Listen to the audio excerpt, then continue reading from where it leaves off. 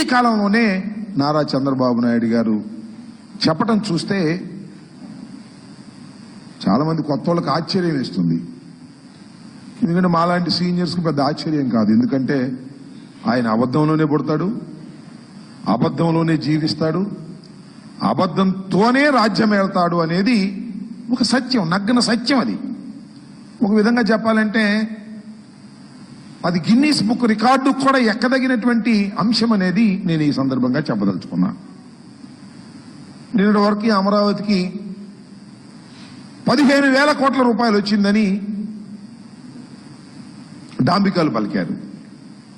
మరి పత్రికలు కూడా డాంబికాలు పలికాయి. మొన్న ఢిల్లీ వెళ్ళి మాకేమి ఇవ్వలేదనేటువంటి మాట మాట్లాడారు. 15,000 గ్రాంట్ అని చెప్పారు. మళ్ళా చూస్తేనేమో వివిధ సంస్థల ద్వారా అప్పు ఇప్పించడానికి కేంద్రం తన బడ్జెట్లో చెప్పింది. ఈయన అడిగింది కూడా అప్పే. మాకు గ్రాంట్ ఇవ్వమని అడిగేటటువంటి ధైర్యం కానీ అడిగేటటువంటి సత్తా కానీ నారా చంద్రబాబు నాయుడు గారికి లేదనేది చాలా స్పష్టంగా అర్థమవుతుంది. అప్పు ఇప్పిస్తారట, ఈయన అప్పు తీసుకుంటాడట. ఆ అప్పు ద్వారా 15,000 కోట్ల రూపాయలు డిఫరెంట్ స్టేజెస్లో దాన్ని చేస్తారట అనేది ఒక దాన్ని మాయాజాలంగా చూపేసేటువంటి ప్రయత్నం చేశారు.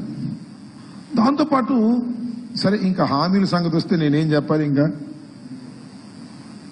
ఏ మాటకు ఆ మాట ఒకటైతే ఒప్పుకోవాలి.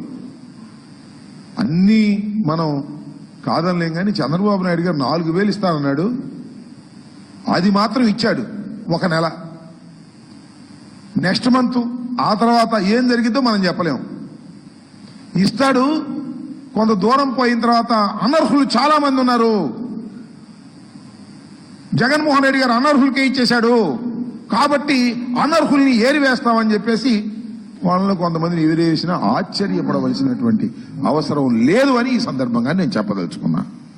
ఇంకా గ్యాస్ సిలిండర్ల పని, ఆ సూపర్ 6 పని నేనేం ప్రత్యేకంగా చెప్పాల్సిన అవసరం లేదు. అది ఆ రోజునే చెప్పాము, అది సూపర్ 6 కాదు, అది సూపర్ చీటింగ్ అని. అదే చీటింగ్కి వాళ్ళ చంద్రబాబు నాయుడు గారు మాట్లాడుతున్నాడు. మనం చాలా ఆశ్చర్యం, అసెంబ్లీలో మాట్లాడుతున్నాడు. మేము సూపర్ 6 అని అనేక హామీలు ఇచ్చాం.